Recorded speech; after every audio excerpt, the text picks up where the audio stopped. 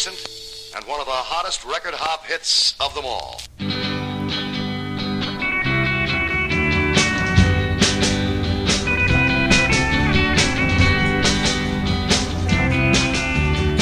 Hey there everybody, welcome to part 7 of my frame build here, my second frame build. And anyway, I'm just drilling the holes, the little vent holes for the all the tubes that are going to be welded up to the bottom bracket shell here. And basically I determined the placement for all the holes by just laying the shell onto the blueprint and then marking lines up along the sides there where the hole placement was going to intersect, and then the bottom for the eccentric fixture nuts, I guess you could call those. So, yeah, anyway, that's the holes I'm drilling here.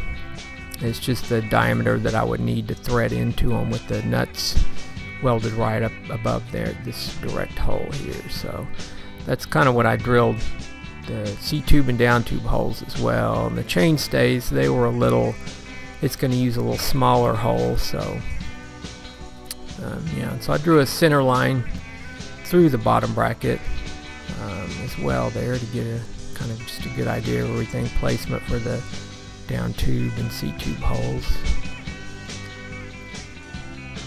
And so I got to try out my old my little Milwaukee 60mm hole saw there for the first time.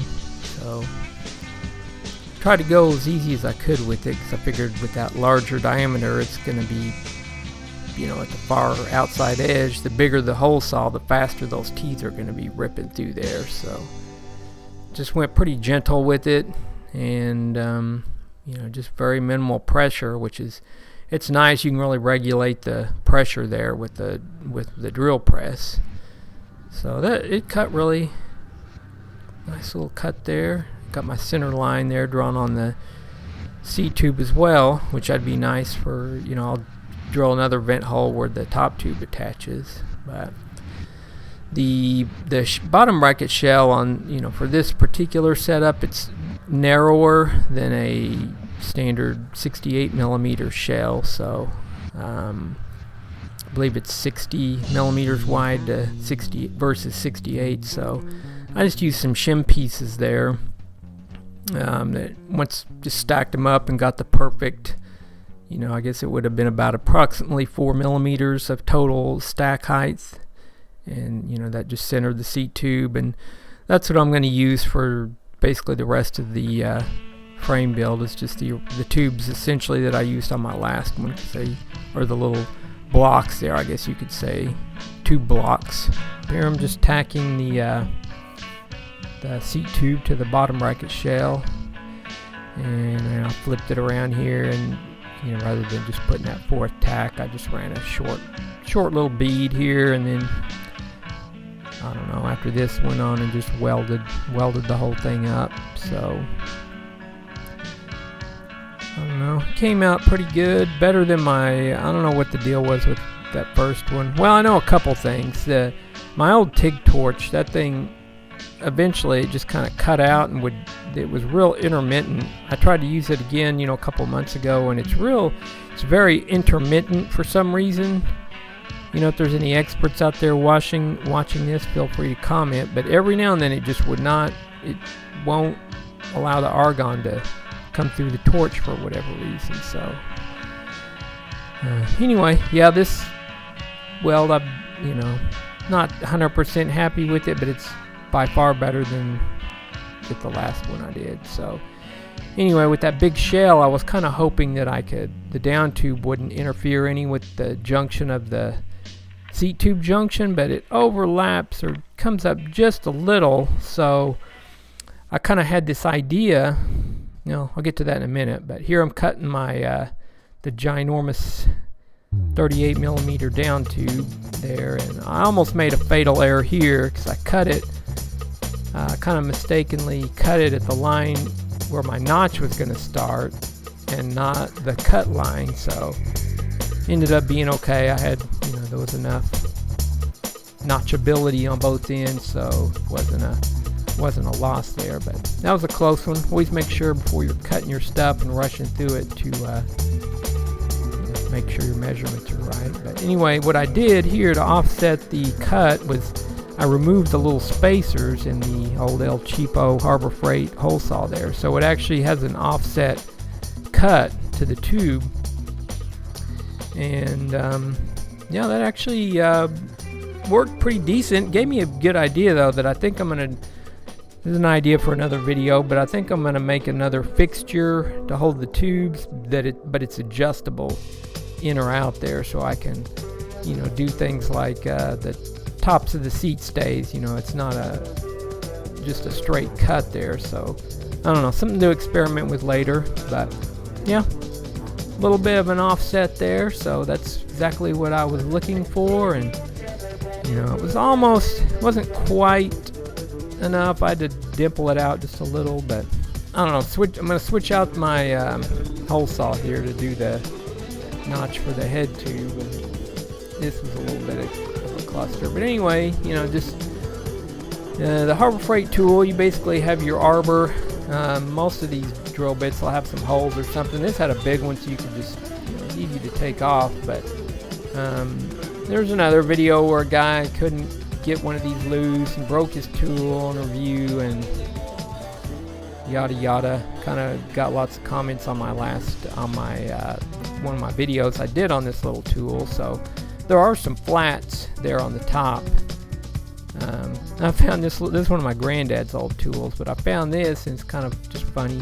Thought I'd include this, but it's 5/8 or 16 millimeter. So they're actually a little different, but they're, you know, bigger the tolerance of the tool, whatever. It fit perfect on that upper. There's, you know, a little square section of the top of the shaft there where that fits onto. So pretty easy deal to, you know, remove your hole saws, your bits or whatever. And you know, there's the little arbor piece there that, you know, it's obviously that's too small, so the big adapter thing's still in the hole saw, so you just want to remove that. Which some of them I'll just, you know, put them between some wood and put it in the vise to knock it loose. This one with the big hole in there, you know, it's pretty simple just to work them against each other. You know, I saw some tips where guys were putting, I don't know, copper or brass washers between. It's supposed to make it easier, but I don't know. What you don't want to use is one of the, you know, channel locks or pliers, you know, go monkeying, going all buck wild on it. But yeah, anyway, so there's my little offset. Back to the topic at hand. There's the little tube, and just needs a little bit of a little filing there. So got that little dimple notched out, and it fit up real nice after that. So might put just a little more for the, you know, to kind of get over that weld a little better, but that was all I needed to do there. So anyway, I went ahead and used the hole saw I used on my last frame, which was I can't remember, but anyway, the head tube on this one, like I said, is 37 millimeters. I went with the heavier tube, so I think it was a 35.5 or like 1 3/8, and so it just didn't, you know, this is after I massaged it a little bit, but you can kind of see there's just a little bit of a gap in there. And so I ordered it's 37 millimeters, or, you know, inch and 7/16. So I ordered one of those, and it'll be here in a couple days. But meantime, I just cut out one of the little paper templates things there. This one came off of the Nova Cycling, their website there. It's I can't remember what it is, but it's just a little, you know, click on their website, and I'll put a link in the description. But it's got a little I don't know, thing where you just put your tube sizes and angles, and you know, the Dremel wasn't quite going quick enough there, so I just busted out the flap disc on the angle grinder, and that just got to be careful with it, but it'll take quite a bit of meat off quick, and then I finish it off with the Dremel. So, you know, if you don't have access to the hole saw thing, you don't want to do that. This is, get a pretty nice little cut. It just takes longer to do. So got that all set up and ready. I went in and just cut my head tube with my bandsaw. So this is what I did on the last one, and just I don't, perfect world, if I had a lathe or a mill, I could definitely cut that thing off square, but I just clamped it in this little fixture and worked it with the file until it was nice and flush, and that gave me a pretty flat surface there. So as soon as I that's basically it. Got it pretty square, and then I don't know, as soon as I get my other piece in, I'll get the top tube fully, get it all cut up, and then start packing this triangle together. But yeah, that's all I got for this this video, and be sure to check back in there with the part 8 coming soon. Talk to you later.